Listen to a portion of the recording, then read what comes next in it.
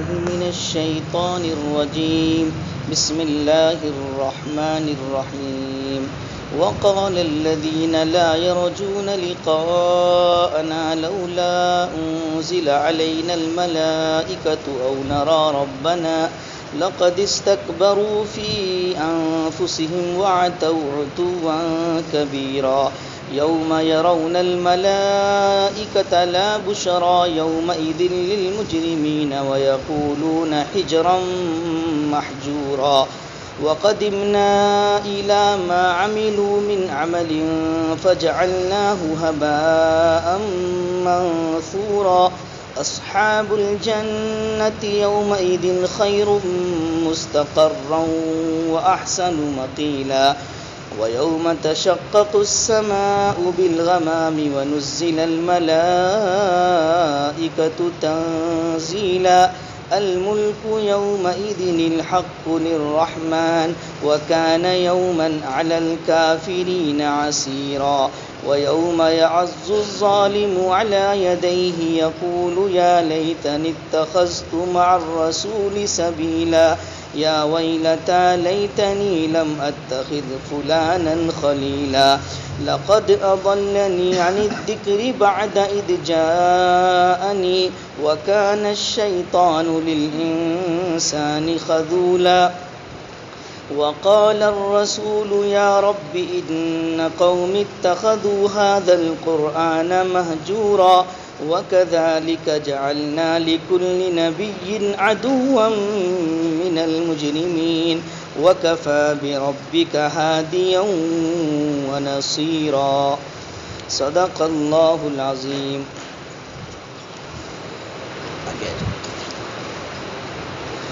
گزشتہ سبق میں کفار و مشرکین کی طرف سے کیے جانے والے 3 اعتراضات کا ذکر تھا اور اس کے ساتھ ساتھ ان کے اعتراض کا جواب تھا. 3 اعتراض میں سے 2 اعتراض کا جواب آ گیا تھا اور ایک کا رہ گیا تھا. وہ آج آپ کے سامنے کافروں کی طرف سے ایک اشکال یہ تھا کہ اللہ تبارک و تعالیٰ نے حضور علیہ الصلاۃ والسلام کو جو نبی بنا کر بھیجا ہے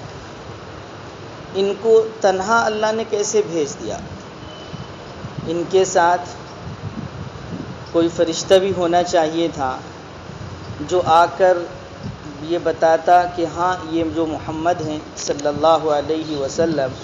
جو اپنے آپ کو نبی کہہ رہے ہیں واقعتاً اللہ نے ان کو نبی بنا کر بھیجا ہے. دیکھو میں خود اللہ کی طرف سے آیا ہوں اور اس بات کو آپ لوگوں کو بتا رہا ہوں. تو ایسا تو کچھ ہوا نہیں. یہ خود آ کر کہہ رہے ہیں کہ میں اللہ کا نبی ہوں. اللہ کی طرف سے کوئی فرشتہ آ کر نہیں بتا رہا ہے کہ ہاں یہ اللہ کے نبی ہیں ان کو مانو. اس بنا پر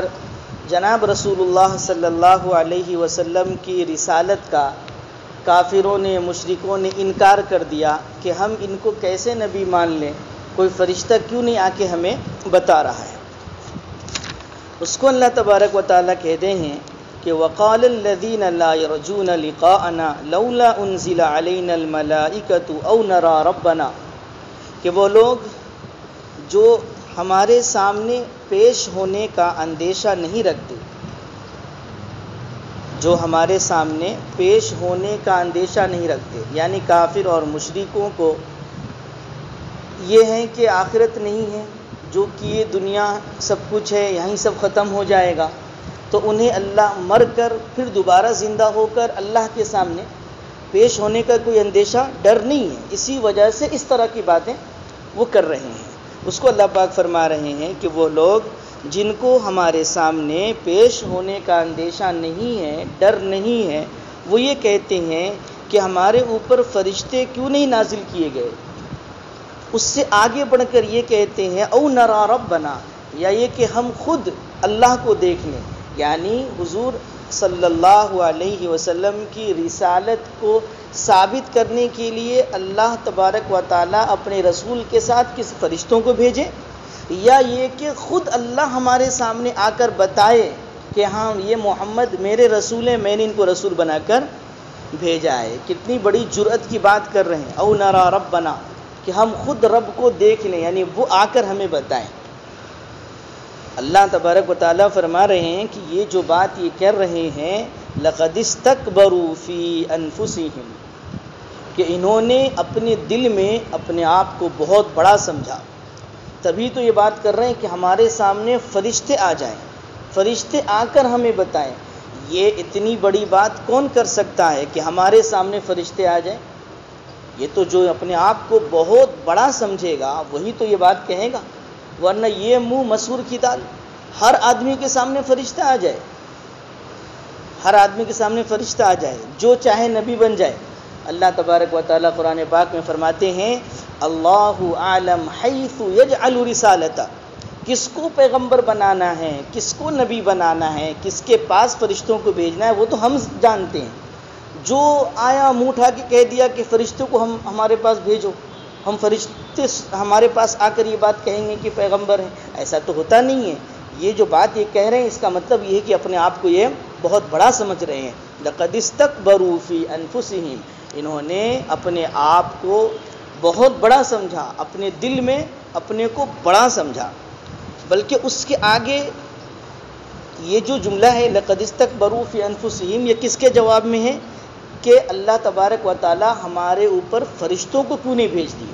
اس کے جواب میں اللہ نے کہا کہ اس طرح کا مطالبہ کرنا یہ تو بہت بڑی بات ہو گئی، بہت بڑا سمجھ کر اس طرح کہہ رہے ہیں۔ اس کے آگے انہوں نے دوسری بات کہی تھی، او نرا ربنا، یا فرشتے نہیں آئے تو اللہ ہی آ کر ہم سے یہ بات کہہ دے۔ اس کو کہہ رہے ہیں کہ وَعْتَوْا عُتُوًّا کبیرہ، یہاں تو یہ اور حد سے آگے بڑھ گئے۔ اول فرشتے کا مطالبہ ایک حد تک چلو ٹھیک بھی ہے، ایک حد تک، لیکن اللہ ہی آ جائے ہمارے سامنے اور وہ آ کر یہ بات کہے، یہ تو اور بہت بڑی بات ہو گئی۔ اس کو قرآن نے کہا وَعْتَوْا عُتُوًّا کبیرہ، کہ یہ تو حد سے بہت دور نکل گئے، بہت بڑی بات کہہ دی انہوں نے، یہ بات ان کو کہنی نہیں چاہیے تھی۔ یوم یرون الملائکۃ لا بشری یومئذ للمجرمین ویقولون حجرا محجورا۔ رہی بات اس کی کہ یہ کہہ رہے ہیں کہ فرشتے کیوں نہیں ہمارے پاس آ جاتے، اس کے بارے میں کہہ رہے ہیں چلو دنیا میں تو نہیں آئیں گے تمہارے سامنے کیونکہ تم اس لائق ہو نہیں، ہر انسان کے سامنے فرشتے آ جائیں ایسا تو ہوگا نہیں، لیکن جہاں تک فرشتوں کی بات ہے تو جب اس دنیا سے زندگی ختم ہو کر آخرت میں جائیں گے تو وہاں فرشتے آئیں گے سامنے۔ فرشتے کا مطالبہ کر رہے ہو نا، رک جاؤ، دنیا میں رک جاؤ، آخرت میں چلو، وہاں فرشتے آئیں گے آپ کے سامنے۔ لیکن وہاں جب آئیں گے کافروں کے سامنے، مشرکوں کے سامنے فرشتے جب آئیں گے تو قرآن کہتا ہے کہ لا بشری یومئذ للمجرمین، مجرموں کے لیے اس دن کوئی خوشی کی بات نہیں ہوگی، کیونکہ یہ جو فرشتے ہوں گے وہ عذاب کے فرشتے ہوں گے۔ وہ تو اس لیے آئیں گے کہ ان کو پکڑ کر گھسیٹ کر زنجیر میں قید کر کے لے جا کر جہنم میں پھینک دیں۔ تو اس کو کہا یوم یرون الملائکۃ، یاد کریں اس دن کو جس دن یہ لوگ فرشتوں کو دیکھیں گے، اس دن مجرموں کے لیے کوئی خوشی کی بات نہیں ہوگی، بلکہ وہ تو عذاب کے فرشتے ہوں گے، ان کو دیکھ کر یہ بھاگیں گے، ڈریں گے۔ وَيَقُولُونَ حِجْرًا مَحْجُورًا، اور یہ لوگ کہیں گے پناہ پناہ، یعنی کسی طرح ان کی پکڑ میں ہم نہ آتے، اس سے ہم بچ جاتے، کیونکہ ان کی ہولناکی، ان کی وحشت فرشتوں کی ایسی رہے، وہ تو عذاب کے فرشتے ہوں گے، ان کو دیکھ کر ان کی حالت بالکل خراب ہو جائے گی۔ تو دنیا میں فرشتوں کا مطالبہ کر رہے ہیں، یہاں تو فرشتے نہیں آئیں گے ان کے پاس، لیکن آخرت میں آئیں گے، لیکن اس وقت ان کی یہ حالت ہوگی کہ جن کا مطالبہ کر رہے تھے کہ ان کو بھیجو، خود انہی کو دیکھ کر یہ بھاگیں گے اور پناہ پناہ چلائیں گے۔ آگے جب آخرت کا تذکرہ ہو گیا، اللہ تبارک و تعالی اگلی آیت میں فرما رہے ہیں وَقَدِمْنَا إِلَى مَا عَمِلُوا مِنْ عَمَلٍ فَجَعَلْنَاهُ هَبَاءً مَنْثُورًا، کہ ہم ان کے ان عمل کی طرف متوجہ ہوں گے جو انہوں نے دنیا میں کیا، نیک عمل۔ کافر اور مشرک یہ بھی دنیا کے اندر بہت سی مرتبہ اچھے عمل کرتے ہیں، نیک کام یہ بھی کرتے ہیں، لیکن یہ جو نیک عمل ہے ان سب کا مدار ایمان ہے۔ ایمان کے بغیر کسی کا کتنا ہی اچھا عمل کیوں نہ ہو، آخرت میں اسے کوئی فائدہ دینے والا نہیں ہے۔ دنیا میں ہو سکتا ہے کہ کچھ فائدہ اس کو حاصل ہو جائے، بہت سی مرتبہ کفار مشرکین بھی بہت صدقہ خیرات کرتے ہیں ان کے حساب سے، پنیہ کا کام، نیکی کا کام، اور ہو سکتا ہے کہ دنیا میں اللہ تبارک و تعالیٰ اس کی برکت سے اس کو کچھ اور مال دے دے، یہ ہو سکتا ہے، لیکن اس نیک عمل کا فائدہ دنیا آخرت میں ان کو، کیونکہ ہر نیک عمل کا جو ثواب ملنا ہے وہ ایمان کے ساتھ ہی ملنا ہے۔ اگر ایمان ہے تو اس عمل کا ثواب ملے گا آخرت میں، ایمان نہیں ہے تو کوئی ثواب اس کا ملنے والا نہیں ہے۔ قرآن کریم میں سورہ نور کے 39 نمبر کی آیت میں اللہ تبارک و تعالیٰ نے بھی اس بات کو سمجھایا، وَالَّذِينَ كَفَرُوا أَعْمَالُهُمْ كَسَرَابٍ بِقِيعَةٍ يَحْسَبُهُ الظَّمْآنُ مَاءً حَتَّى إِذَا جَاءَهُ لَمْ يَجِدْ شَيْئًا وَوَجَدَ اللَّهَ عِندَهُ فَوَفَّاهُ حِسَابًا وَاللَّهُ سَرِيعُ الْحِسَابِ، کہ کافروں کے جو نیک اعمال ہیں نا وہ چمکتی ہوئی ریت کی طرح سے ہیں۔ ریت جانتے، ریت یہ جو بالو ہے، ریگستان کے علاقوں میں جہاں بہت گرمی ہوتی ہے، سخت دھوپ جب ہوتی ہے دوپہر کے وقت، وہ ریت دور سے پانی کی طرح چمک رہی ہوتی ہے،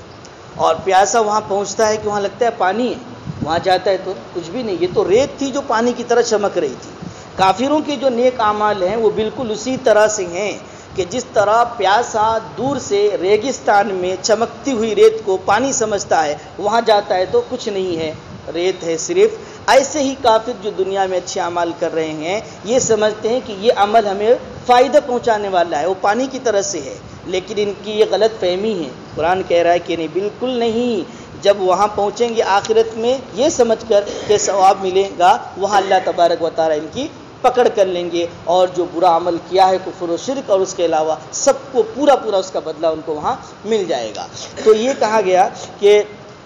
ہم ان کے ان عمل کی طرف جو دنیا میں انہوں نے کیا ہے اس کی طرف متوجہ ہوں گے، اور کیا کر دیں گے اس عمل کو، فَجْعَلْنَاهُ هَبَاءً مَنْثُورًا، ہم اسے اڑا کر خاک بنا دیں گے۔ یعنی جس طرح سے گرد و غبار اڑ رہا ہوتا ہے وہ کسی کام کا نہیں ہوتا، ایسے ہی کافروں کے جو نیک اعمال ہیں ایمان نہ ہونے کی وجہ سے یہ بالکل اڑتے ہوئے غبار کی طرح سے ہیں، جس طرح سے وہ کسی طرح کا کوئی فائدہ مند نہیں ہے، ایسے ان کے جو اعمال ہیں وہ کسی طرح کا کوئی فائدہ دینے والے نہیں ہیں۔ اس سے اب اندازہ کریں ہم اور آپ کہ ایمان جو اللہ پاک نے ہمیں اور آپ کو دیا ہے وہ کتنی عظیم نعمت ہے، کیونکہ آخرت میں کامیابی ہی اس پر موقوف ہے۔ ہم دنیا میں جتنے بھی اچھے اعمال کر رہے ہیں ان سب اعمال کی مقبولیت وہ اسی ایمان پر موقوف ہے، جیسا کہ اللہ پاک صاف نے کہا یہاں پر کہ جو بھی نیک عمل انہوں نے کیا ہے ہم آخرت میں اس کو اڑا کر خاک بنا دیں گے، ان کی کوئی قدر و قیمت، کوئی حیثیت ہمارے نزدیک نہیں ہوگی۔ کیوں؟ اس لیے کہ ایمان نہیں ہے۔ لوگ معمولی سمجھتے ہیں اس کو، طرح طرح کے فتنے ہیں اس وقت ایمان پر، طرح طرح کے علمی انداز سے اشکال پیش کیے جاتے ہیں مسلمانوں کے سامنے، جو دنیاوی پڑھے لکھے لوگ ہیں ان کے سامنے اسلام کے خلاف علمی اشکال پیش کیے جاتے ہیں، ان کو جواب معلوم نہیں، وہ علماء سے قریب نہیں ہے، وہ مدارس سے قریب نہیں ہے، وہ بیچارے سیدھے سادے لوگ ہیں، ان کو جواب نہیں معلوم، وہ اس طرح سے ایمان کے بارے میں، دین اسلام کے بارے میں تذبذب میں پڑ جاتے ہیں، یہ کیا بات ہے، کیا معلوم کیا صحیح ہے کیا نہیں۔ بہت سے ایمان پر حملے جو ہو رہے ہیں وہ طاقت کے ذریعے سے ہو رہے ہیں، بہت سے حملے ایمان پر مال کے ذریعے سے ہو رہے ہیں، یعنی کئی طرح سے حملے ہو رہے ہیں کہ کسی نہ کسی طرح سے ان کا ایمان ان سے لے لیا جائے، بس صرف یہی کوشش ہو رہی ہے۔ ایسے موقع پر ہمیں اپنے ایمان کی قدر کو سمجھنے کی چیز ہے کہ یہ حالات ہیں، بہت سے اشکالات پیدا کر کے ایمان کو کمزور، کہیں پر ڈرا دھمکا کر ایمان کو لیا جا رہا ہے، کہیں پر لالچ دے کر ایمان کو لیا جا رہا ہے، یہ ساری کوشش اس لیے ہو رہی ہے کہ ہماری آخرت کی کامیابی اسی ایمان پر موقوف ہے۔ اب جب آخرت کا تذکرہ چل پڑا تو یہ تو کافروں کا اوپر حال بیان کیا گیا کہ آخرت میں جب یہ عذاب کے فرشتوں کو دیکھیں گے ان کی حالت بالکل خراب ہو جائے گی، ہمارے ڈر کے پناہ پناہ یہ چلائیں گے، لیکن اس کے بالمقابل جو اللہ کو ماننے والے لوگ ہیں، جنہوں نے دنیا کی زندگی میں اللہ پر ایمان رکھتے ہوئے اعمال صالحہ کیا، ان کا حال کیا ہوگا؟ کہتے ہیں اصحاب الجنت یومئذ خیر مستقرا واحسن مقیلا، کہ اہل جنت جو ہوں گے اس دن، قیامت کے دن، وہ اچھے آرام گاہ میں بھی ہوں گے اور اچھے قیام گاہ میں بھی ہوں گے،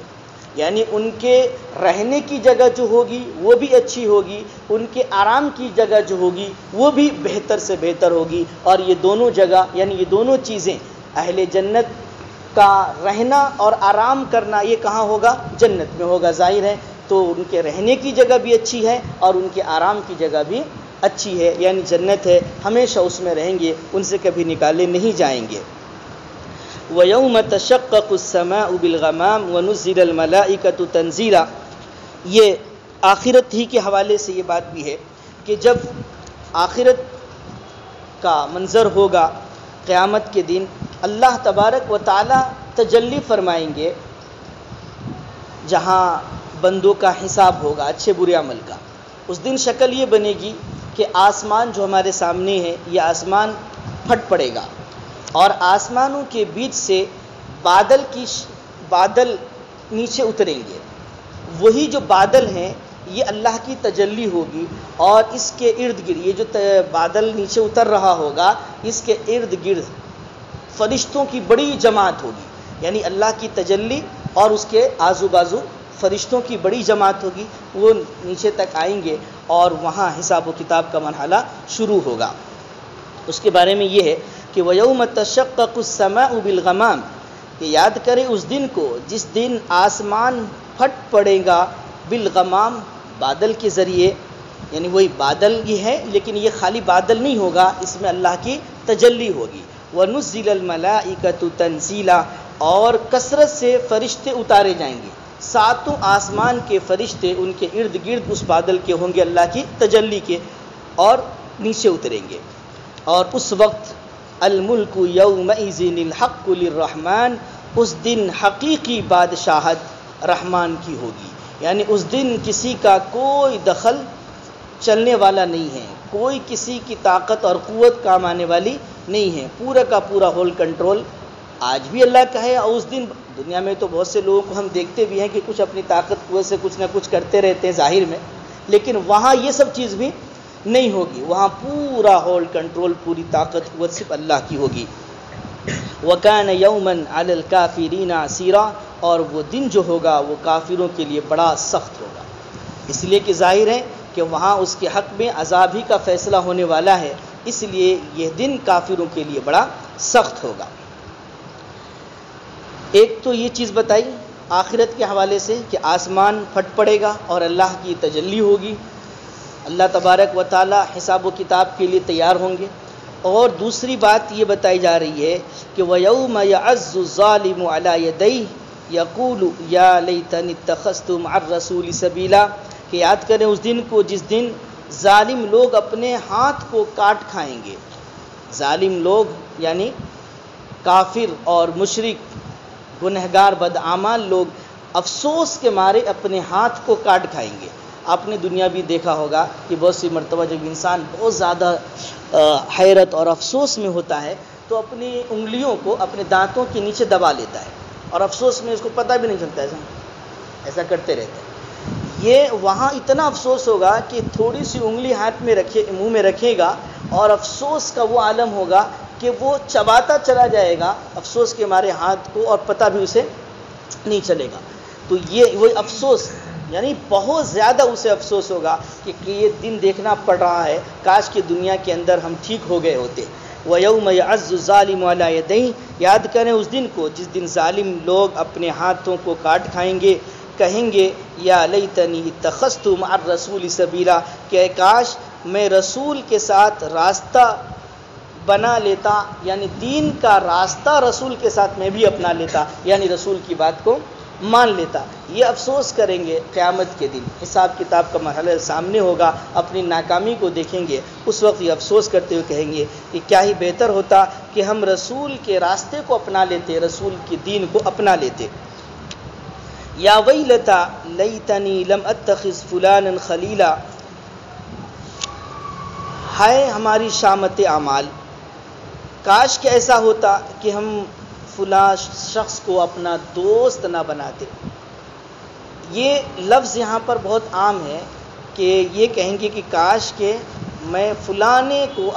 اپنا دوست نہ بناتا۔ یہ لفظ اللہ تبارک و تعالیٰ نے یہاں عام رکھا اس لیے، یہ فلان سے مراد شیطان بھی ہو سکتا ہے، کیونکہ عام طور پر شیطان انسان کو بہکاتا ہے اور اس کے بہکاوے میں آ کر انسان آخرت سے غافل ہو جاتا ہے، اللہ سے دور ہو جاتا ہے، نبی سے دور ہو جاتا ہے، ان کی تعلیمات سے دور ہو جاتا ہے۔ اور بہت سے لوگ دوستوں کے بہکاوے میں بھی آ جاتے ہیں، انسانوں کے بھی، یعنی انسانوں میں بھی برے انسان ہوتے ہیں، اس سے انسان کی دوستی اور تعلق ہو جاتا ہے۔ اور پھر بالعموم دنیا کے اندر یہ دیکھا جاتا ہے کہ لوگ اچھے اثر کو تو قبول نہیں کرتے، لیکن برے اثر کو جلدی قبول کر لیتے ہیں۔ اب دو لڑکے ہیں، ایک اچھا ہے نیک ہے اور ایک بہت برا ہے، تو بالعموم دیکھنے میں یہ آئے گا کہ جو اچھا تھا وہ برے کا اثر قبول کر کے برا ہو گیا، لیکن جو اچھا تھا اس کا اثر یہ برا قبول کر کے اچھا ہو جائے، یہ کم ہوتا ہے۔ تو یہ بھی ہو سکتا ہے کہ آپ کسی ایسے برے شخص کو دوست بنا لیں کہ اس کی دوستی کی وجہ سے پھر ہم راہ راست سے ہٹ جائیں، اور پھر کل قیامت کے دن آخرت میں افسوس ہو کہ فلاں کو دوست بنا لیا اور اس نے میرا راستہ بہکا دیا مجھے راستے سے، اور میں اچھے عمل نہیں کر سکا، آج یہاں ندامت اور شرمندگی ہو رہی ہے، کاش کہ میں فلاں کو دوست نہ بنایا ہوتا۔ یہ افسوس کرے گا انسان قیامت میں، آخرت میں، لیکن اس وقت کا افسوس کوئی کام دینے والا نہیں ہے۔ یہ عام ہے۔ باقی اس کے پیچھے ایک واقعہ بھی لکھا ہوا ہے کہ عرب کا ایک شخص تھا عقبہ ابن ابی معیط، اس نے حضور علیہ الصلوۃ اور بھی بہت سے لوگوں کی دعوت کی، اس کے ساتھ ساتھ حضور علیہ الصلوۃ والسلام کی بھی اس نے دعوت کی، اور حضور علیہ الصلوۃ والسلام نے فرمایا کہ میں تمہاری دعوت قبول اس وقت تک نہیں کروں گا جب تک کہ تم کلمہ نہ پڑھ لو۔ اب ان کے لیے بہت یہ شرمندگی کی چیز تھی کہ محمد صلی اللہ علیہ وسلم اتنے بڑے آدمی ہیں، یہ میری دعوت میں آئیں اور کھانا نہ کھائیں، یہ اہل عزت اور شرافت کے لیے بہت معیوب سمجھی جاتی ہے یہ چیزیں۔ تو اس نے دل رکھنے کے لیے اوپر سے ایسے ہی، یعنی اندر سے نہیں، اوپر سے اس دل رکھنے کے لیے کہ تاکہ میرا کھانا کھا لیں گے، کلمہ پڑھ لیا اس نے۔ لیکن بعد میں جب اس کے دوست ابی ابن خلف کو یہ بات معلوم ہوئی کہ عقبہ نے حضور کا کلمہ پڑھ لیا ہے اس طرح سے، تو اس نے بہت لعن طعن کیا، بڑی ملامت کی اور کہا یہ کیسے تو نے کر لیا۔ تو اپنے دوست کو خوش کرنے کے لیے اس نے کہا کہ بھائی میں دل سے تھوڑی مسلمان ہوا ہوں، وہ تو میں نے اس لیے پڑھ لیا کلمہ کہ تاکہ محمد میرا کھانا کھا لے، ایسا نہ ہو کہ بغیر کھانا کھائے چلے جائے تو مجھے اچھا نہیں لگتا، تو اسے دکھانے کے لیے پڑھ لیا، مسلمان تھوڑی ہو گیا ہوں۔ تو دیکھیے کلمہ پڑھ لینے کا مطلب یہ ہوا کہ کچھ نہ کچھ اس کا دل نرم تھا، ہو سکتا تھا کہ واقعتاً آگے چل کر وہ مسلمان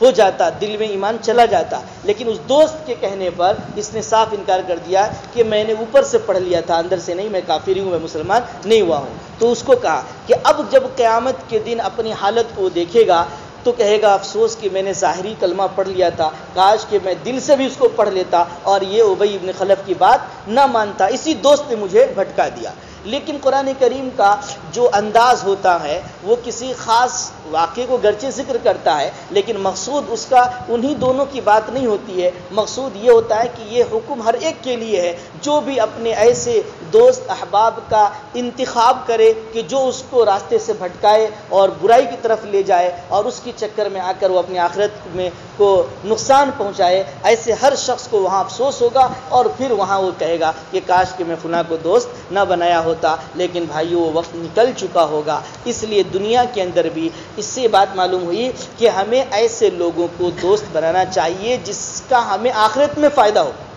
حدیث شریف کے اندر آیا کہ آپ ایسوں کو دوست بنائیں کہ من ذکرکم باللہ رؤیتہ، کہ جس کے دیکھنے سے اللہ یاد آ جائے، ایسے لوگوں کو دوست بنائیں، ایسے لوگوں کو دوست نہ بنائیں کہ جو ہمیں دین سے دور کر دے، ہمیں آخرت میں ناکامی کا سبب ہمارے لیے بن جائے۔ یہ عام رکھا، اسی لیے فلان کا لفظ استعمال کیا، کسی کا نام متعین طور پر نہیں لیا، کہ ہر آدمی جو اس طرح کی حرکت کر کے دنیا سے جا کے اپنی آخرت کو خراب کر لے گا وہ وہاں یہی افسوس کرے گا کاش کہ میں فلاں کو اپنا دوست نہ بنایا ہوتا۔ لقد اضلنی عن ذکری بعد اذ جاءنی، کہ اس نے مجھے گمراہ کر دیا نصیحت سے، قرآن سے، بعد اذ جاءنی، میرے پاس وہ نصیحت، وہ قرآن آ جانے کے بعد، یعنی وہ نصیحت آ چکی تھی میرے پاس، قرآن آ چکا تھا، میں اس کو سمجھ سکتا تھا، اس کے مطابق عمل کر سکتا تھا، اس کے باوجود اس دوست نے مجھے اس سے دور کر دیا۔ وَكَانَ الشَّيْطَانُ لِلْإِنسَانِ خَذُولًا، اور شیطان تو ہے ہی انسان کو بہت رسوا کرنے والا، انسان کو بہت دھوکے میں ڈالنے والا شیطان تو ہے ہی، یعنی اس کا کام یہی ہے، وہ پیچھے لگا ہی رہتا ہے، اس لیے انسان کو چوکنا رہنا چاہیے۔ یہ دو باتیں ہوئی۔ تیسری بات، یعنی ایک تو یہ آسمان پھٹے گا، اللہ کی تجلی ہوگی، حساب و کتاب کا دور شروع ہوگا۔ دوسرے کہ کافر وہاں پر افسوس کریں گے، اور تیسری بات یہ ہے، یعنی افسوس کا مطلب یہ ہے کہ اپنے جرم کا انہوں نے اقرار کر لیا، اور تیسری بات یہ ہوگی کہ جناب رسول اللہ صلی اللہ علیہ وسلم تشریف لائیں گے اور فرمائیں گے وقال الرسول یا ربی ان قوم اتخذوا هذا القرآن مہجورا، کہ اے میرے رب میری قوم نے اس قرآن کو بالکل نظر انداز کر دیا تھا۔ ایک طرف وہ افسوس کر رہے ہوں گے کہ ہم گمراہ ہو گئے، بھٹک گئے، دوستوں کے چکر میں آ کر قرآن ہمارے سامنے تھا، ہم نے اس کو نہیں پڑھا، نہیں سمجھا، نہیں اس کا اثر قبول کیا، اور پھر رسول بھی آ کر کے کہیں گے کہ اے میرے رب میری اس قوم نے اس قرآن کو نظر انداز کر دیا تھا۔ اب دیکھیں دنیا کے اندر بھی جرم دو طرح سے ثابت ہوتا ہے، ایک تو آدمی خود اقرار کر لے کہ ہاں میں نے ایسا کیا ہے تو جرم ثابت ہو جائے گا، دوسرے یہ کہ اگر وہ اقرار نہیں کرتا ہے تو گواہ کے ذریعے سے جرم ثابت ہوتا ہے۔ لیکن یہاں پر دونوں چیزیں موجود ہیں، خود اقرار بھی موجود ہیں، وہ خود کہیں گے کہ ہم نے ایسا کیا، اور دوسرے پیغمبر ان کے خلاف گواہی بھی دے رہے ہیں۔ معلوم ہوا کہ ان کا جرم ثابت ہونے کے جو دو طریقے ہوتے ہیں، اقرار اور گواہی، یہ دونوں چیزیں یہاں موجود ہیں، دونوں میں سے کوئی ایک چیز ہو تو جرم ثابت ہو جاتا ہے۔ یہاں پر دونوں میں سے دونوں چیزیں موجود ہیں، اس لیے ان کا مجرم ہونا اور بھی واضح ہو جائے گا۔ اور ہمارے اور آپ کے لیے بھی یہ نہیں سمجھیے گا کہ صرف کافروں کے لیے بات ہے، نہیں، ہم مسلمانوں کا قرآن کریم سے کیا تعلق ہے آپ اس سے اندازہ کر لیجیے۔ آپ ایک بڑی تعداد ایسی ہے کہ جن کو قرآن پڑھنا ہی نہیں آتا، کچھ وہ ہیں پڑھنا تو آتا ہے مگر ڈھنگ سے پڑھنا نہیں آتا، اور سمجھنے کی جہاں تک بات ہے تو شاید کہ 100 میں 2-4 مسلمان مل جائیں جن کو سورہ فاتحہ کا بھی پورا ترجمہ یاد ہوگا، پورا قرآن تو چھوڑیے، اور عمل تو صرف ہمارے لیے ہم نماز پڑھ لیے، 2-4 کام دین کا کر لیے، سمجھے ہم پورے مسلمان ہیں۔ یہ پورا قرآن کیا کہہ رہا ہے؟ یہ قانونی کتاب ہے، دستوری کتاب ہے، گائیڈ بک ہے، ہمیں قیامت تک کے لیے رہنمائی کرنے کے لیے یہ موجود ہے۔ یہ کیا کہہ رہا ہے ہم اس کو سمجھنے کو تیار نہیں ہیں۔ کتنے محلے میں، کتنی مسجدوں میں، کتنے دن اس کی تفسیر ہو رہی ہے، ہم کون شریک ہو رہے ہیں، کون سمجھنے کو تیار ہیں اس کو؟ کیا ہم اس میں شامل نہیں ہوں گے؟ یہ کوئی ایسی بات نہیں، قرآن میں رسول کہہ رہے ہیں کہ میری اس قوم نے قرآن کو نظر انداز کر دیا تھا، یہ شکایت کریں گے اللہ کے نبی، بچنے کی کیا صورت ہو سکتی؟ اور جب لوگوں کو قرآن کا ترجمہ اور تفسیر اور سبق پڑھنے کو کہا جاتا ہے، ایسا بھاگتے ہیں، لگتا ہے کہ کوئی یہ گناہ کی چیز کہی جا رہی ہے، استغفر اللہ۔ حالانکہ ہر مسجد کے، ہر محلے کے لوگ اپنے امام صاحب کو جا کے پکڑنا چاہیے کہ آپ کیوں نہیں ہمیں قرآن پڑھا رہے ہیں، کیوں نہیں ہمیں قرآن سمجھا رہے ہیں، روزانہ سمجھائیے، نہیں تو ہفتے میں 2 دن، 4 دن، 5 دن قرآن ہمیں سمجھائیے کہ کیا قرآن کہہ رہا ہے، یہ کتاب کیوں نازل کی اللہ نے۔ ہاں، کوئی نئی دکان کھولے تو جا کے قرآن پڑھوا لو، کسی کی میت ہوگی تو قرآن پڑھوا لو، کوئی کاروبار نہیں چل رہا ہے تو قرآن پڑھوا لو، ہاں کوئی پریشانی آ گھر میں تعویذ بنوا لو، اس لیے یہ قرآن نازل کیا گیا۔ کتنے افسوس کی بات ہے، کتنے افسوس، یعنی اس کو ہم نے جس مقصد کے لیے اللہ نے اتارا، ہم اس کو 100% ہم نے چھٹا دیا،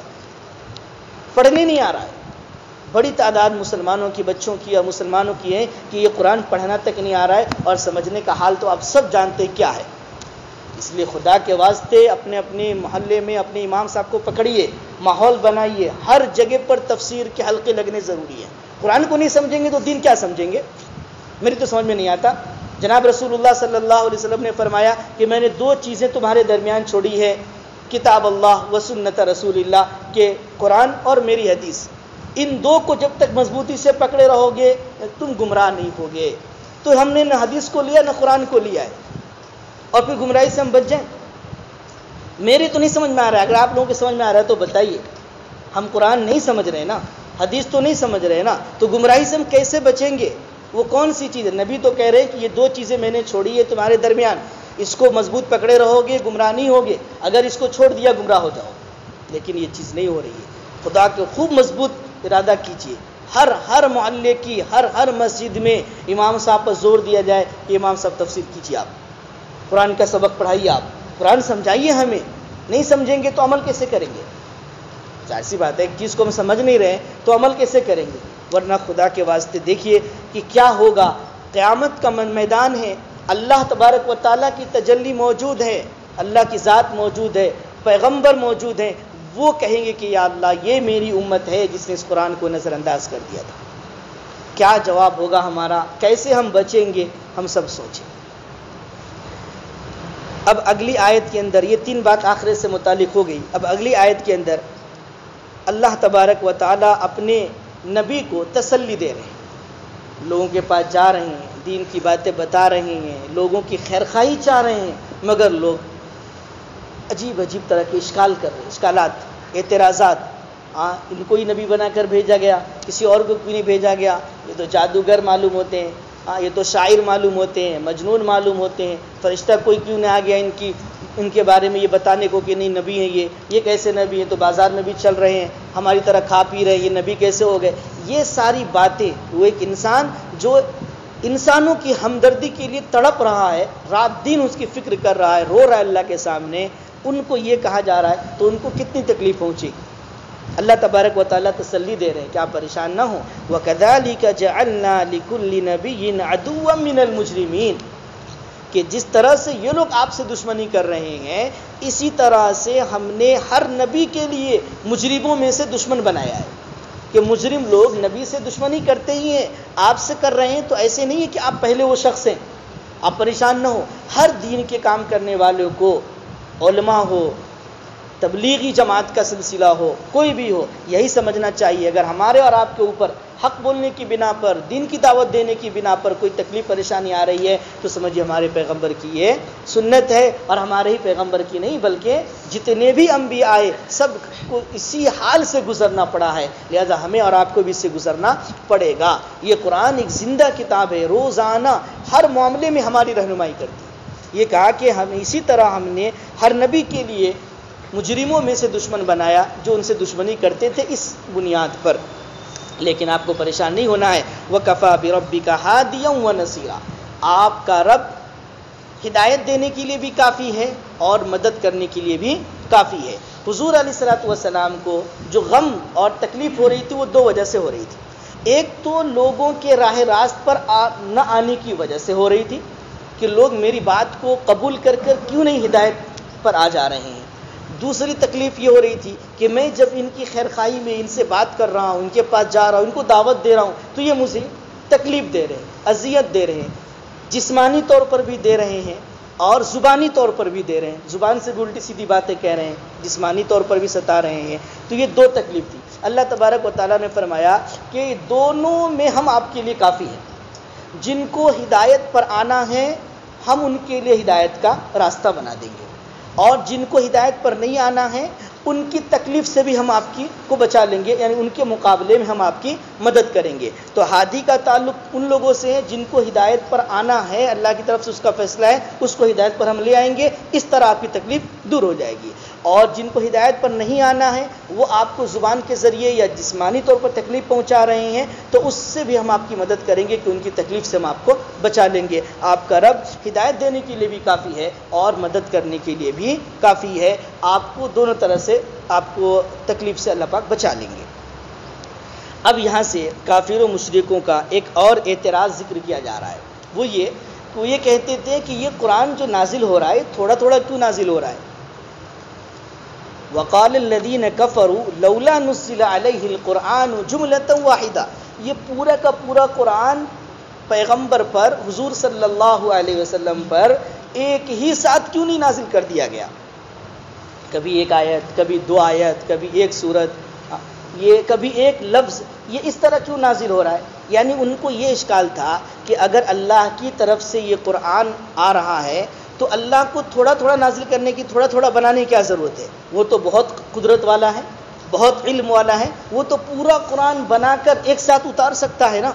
یہ تھوڑا تھوڑا جو قرآن آ رہا ہے اس کا مطلب یہ ہے کہ یہ محمد خود اپنی طرف سے تھوڑا تھوڑا بناتے ہیں، تھوڑا بنا لیتے ہیں، لوگوں کے سامنے پیش کر دیتے ہیں، پھر جاتے ہیں پھر کوشش کر کے تھوڑا بنا لیتے ہیں، پھر آ کر پیش کر دیتے ہیں، پھر جاتے ہیں، پھر تھوڑی کوشش کر کے پھر تھوڑا بنا لیا، پھر لوگوں کے سامنے پیش کر دیا. ورنہ اللہ تو اتنے علم والا ہے، وہ تو ایک ہی ساتھ پورا بنا کر پیش کر دیتا. جیسے کہ اور پہلے بھی بہت سی کتابیں اسی طرح آئی، پوری توریت ایک ہی مرتبہ حضرت موسیٰ علیہ السلام کو مل گئی. تو یہ ان کا اشکال تھا کہ یہ تھوڑا تھوڑا جو قرآن آ رہا ہے، اس کا مطلب یہ ہے کہ اللہ نہیں اتار رہے ہیں، یہ خود اپنی طرف سے بنا کر لے آتے ہیں. اللہ تبارک و تعالیٰ نے اس کو سمجھایا کہ نہیں نہیں نہیں نہیں، یہ جو میں تھوڑا تھوڑا قرآن اتار رہا ہوں، اس میں بہت سی حکمتیں ہیں، بہت سی مصلحتیں ہیں. اس میں سے ایک تو یہ ہے کہ آپ کا یعنی حضور صلی اللہ علیہ وسلم کا دل مضبوط ہو جائے. دل مضبوط ہونے کا مطلب یہ ہے کہ جب کوئی اعتراض، کوئی اشکال کافروں کی طرف سے آتا ہے، اس اشکال کا جواب ہم نازل کر دیتے ہیں. کافروں کی طرف سے کوئی اشکال ہوا، کوئی اعتراض ہوا، اس اشکال کا جواب فوراً اللہ کی طرف سے آ گیا. تو اس میں کیا ہوگا، حضور علیہ السلام کو تسلی ہو جاتی ہے، آپ کا دل مضبوط ہو جاتا ہے کہ دیکھو اللہ نے مجھے اس کا جواب سمجھا دیا، جواب اتار دیا. اگر پورا قرآن ایک ساتھ ہی اتار دیا جاتا اور کافروں کی طرف سے اعتراض ہوتا تو اب اس میں حضور کو ڈھونڈنا پڑتا کہ اس اعتراض کا جواب کہاں پر ہے. جیسے کہ آج کر بھی تو اشکال ہو رہا ہے نا بہت سا. اب علماء کا کام کیا ہے کہ وہ تلاش کرتے ہیں کہ یہ اس اشکال کا جواب کہاں ہے قرآن کریم میں. پھر علماء میں سب ایک درجے کے نہیں ہوتے، بہت سے فوراً وہ جواب ان کو مل جاتا ہے، بہت سے ایسے ان کو جواب بھی نہیں مل پاتا. تو ایسا ہوتا کہ ان کو ڈھونڈنا پڑتا، ڈھونڈنے کی مشقت ہوتی. اللہ تبارک و تعالیٰ مشقت میں جیسے کوئی اشکال ہوا اس کا جواب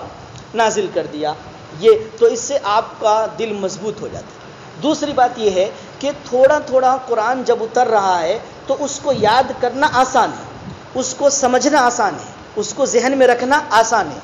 بچے بھی یاد کرتے ہیں، تھوڑا تھوڑا کر کے یاد کرتے ہیں، ایک صفحہ، آدھا صفحہ، ایک صفحہ، تو یہ آسانی ہوتی ہے. تو دوسرا یہ فائدہ تھا کہ تھوڑا تھوڑا اتر، کیونکہ اس وقت تو لکھنا بھی نہیں تھا. آج تو لکھنے کی چیزیں موجود ہے، اس وقت تو اتنی سہولت نہیں تھی. تو چونکہ اور عرب جو ہے نا وہ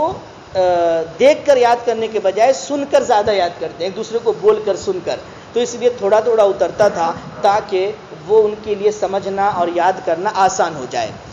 اور تیسری بات یہ ہے کہ جب بھی کوئی اشکال اعتراض ہوتا اور فوراً اللہ کی طرف سے اس کا جواب آ جاتا تو اس کا مطلب یہ ہوا کہ اللہ تبارک و تعالیٰ سے جناب رسول اللہ صلی اللہ علیہ وسلم کو بہت تعلق ہے. اسی جیسے کوئی ایسی بات ہوتی ہے فوراً وہاں سے جواب آ جاتا ہے. حضرت جبرائیل علیہ السلام آ جاتے ہیں. یہ کسی بھی ایسے موقع پر جبرائیل علیہ السلام کا فوراً آ جانا، اللہ کی طرف سے جواب کا آ جانا، یہ ان کے لیے بہت طاقت اور قوت کی چیز ہے. آج بھی کوئی پریشانی آ جائے، کوئی بڑا آ کر ہم فوراً آ جائے، ارے آپ کو ایسی پریشانی ہے، آپ فکر نہ کریں، ہم ہمارے ساتھ ہیں، تو آدمی کو بہت تسلی ہے. تو بار بار جبرائیل علیہ السلام کا آنا یہ ان کے لیے خوشی اور قوت کی چیز ہوتی ہے. اس لیے تھوڑا تھوڑا قرآن ہم نازل کر رہے ہیں. یہ نہیں کہ ہم تو پورا قرآن ایک ساتھ نازل کرنے پر قادر نہیں ہے، اس لیے تھوڑا تھوڑا کر کے اللہ نے بھیجا ہے، ایسی بات نہیں ہے. اللہ تو اس پر بھی قادر ہے کہ پورے قرآن کو ایک ساتھ بھیج دے.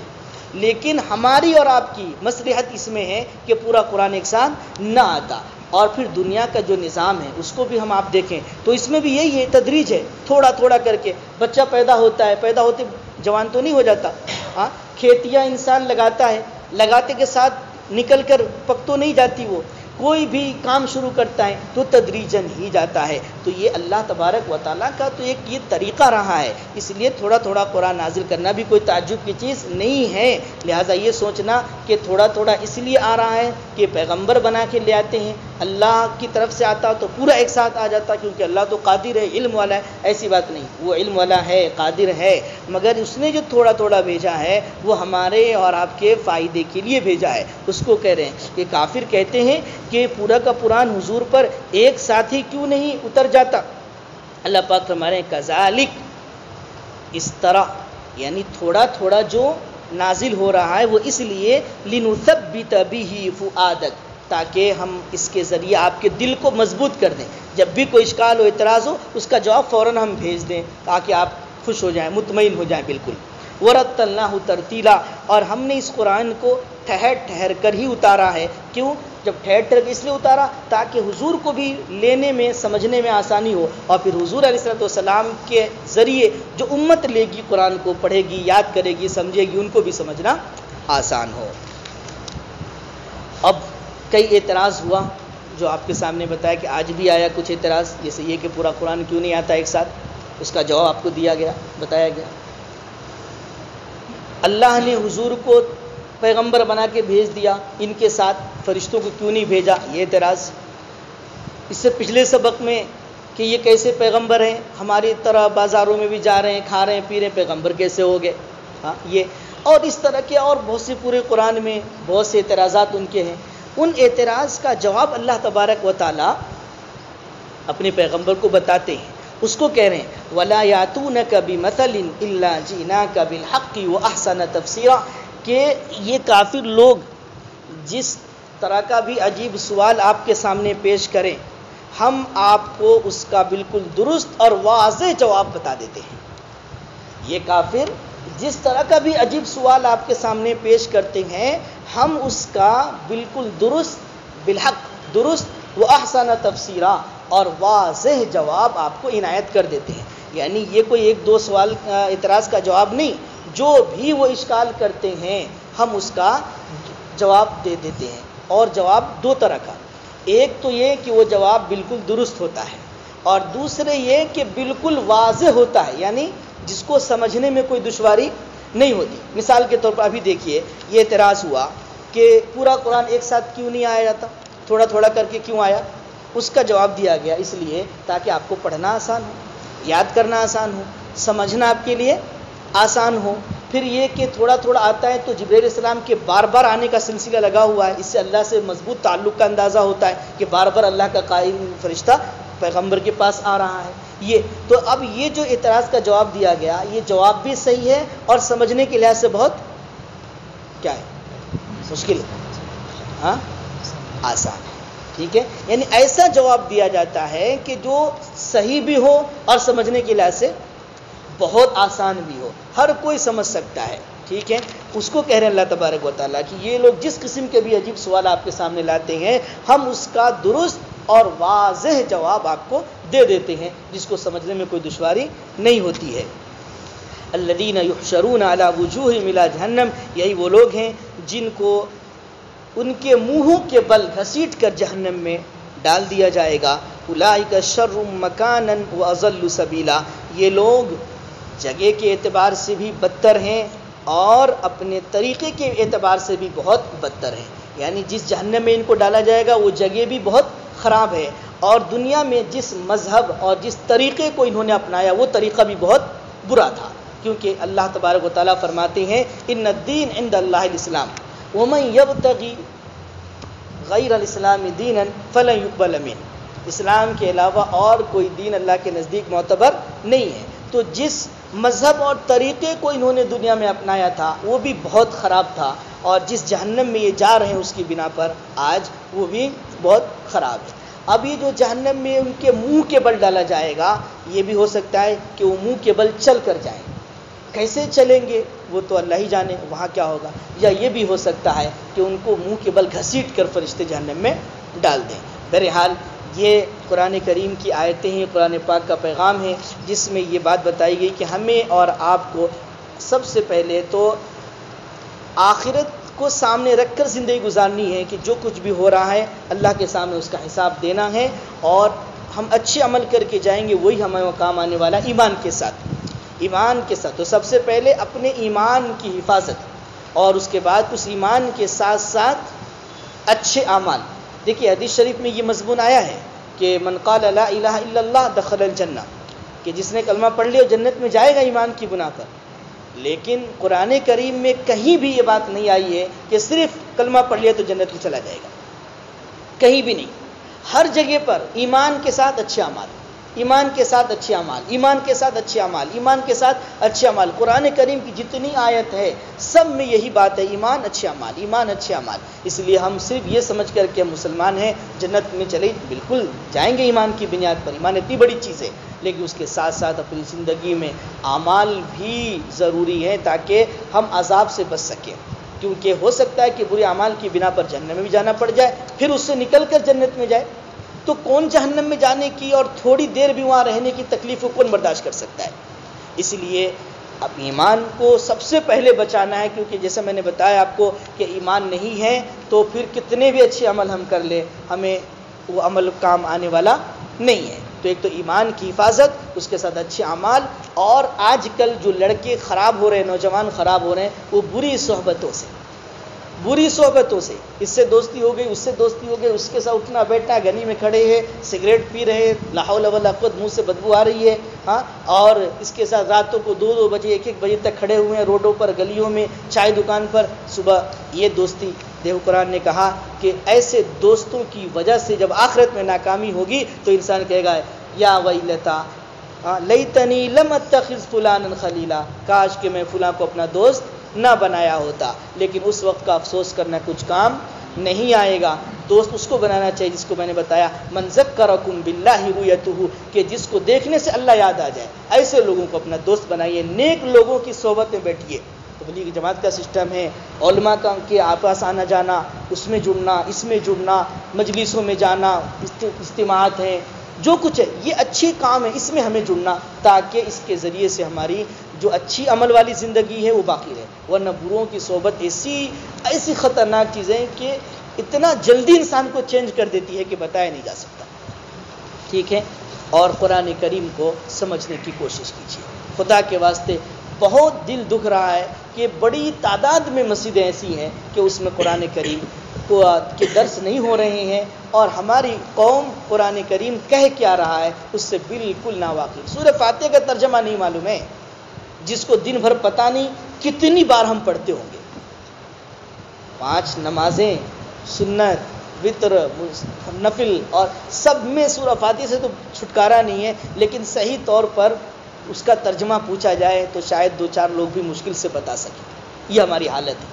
پڑھے سمجھ ہی نہیں رہے اللہ پاک کہہ کیا رہے ہیں۔ چھوٹی چھوٹی صورتیں، قل اعوذ برب الناس، قل اعوذ برب الفلق، قل هو اللہ احد، اذا جاء نصر اللہ، انا اعطیناک الکوثر، ہم سب پتہ پڑھتے رہتے، پتہ ہی نہیں کہہ کیا رہے ہیں اللہ تعالیٰ، اس میں کچھ پتہ نہیں ہے، بلکہ پڑھ بھی رہے صحیح وہ الگ بات، لیکن اگر چلو پڑھ بھی لیا صحیح تو کسی کو پتہ ہی نہیں کہ اس میں کہہ کیا رہے، وہ کیا سمجھنے کی چیز نہیں، پھر کیوں اللہ نے بھیجا اس کو؟ نبی علیہ الصلوۃ والسلام کے کاموں میں یہ چیز ہے، بعث فیہم رسولا منہم یتلو علیہم آیاتہ ویزکیہم ویعلمہم الکتاب، 3 کام بتایا اللہ نے کہ یہ کتاب پڑھ کے سناتے ہیں پیغمبر، دلوں کی صفائی کرتے ہیں، اور پھر ان کو یہ کتاب سمجھاتے ہیں، سمجھانے کا تذکرہ ہے، ویعلمہم الکتاب، کہ یہ قرآن کو لوگوں کو سمجھاتے ہیں،